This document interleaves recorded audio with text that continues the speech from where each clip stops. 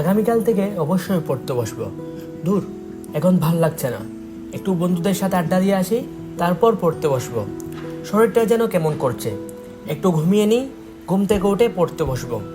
আচ্ছা, আজকে তো আইপিএলে খেলা আছে, খেলাটা একটু দেখি, খেলা শেষ করে পড়তে বসবো। এই অজুহাতগুলো তোমার নিত্যদিনের কাজ। এই অজুহাতগুলোর মাধ্যমে তুমি কাকে ঠকাচ্ছ বলতে পারবে? এই অজুহাতগুলোর মাধ্যমে তুমি যেমন নিজেকে ঠকাচ্ছ, তেমনভাবে ঠকাচ্ছ তোমার মা বাবার স্বপ্নগুলোকে। এই অজুহাতগুলো দিতে দিতে তুমি আজকে এইচএসসি পরীক্ষার মাত্র 2 মাস দূরত্বে অবস্থান করছো। মাত্র 2 মাস দূরত্বে দাঁড়িয়ে আছো, কি ভয় লাগছে? ইংরেজিতে প্রসিদ্ধ একটি প্রবাদ আছে, something is valued when something is lost. কোনো কিছুর মূল্য তুমি তখনই বুঝতে পারবে যখন সেটা হারিয়ে যাবে।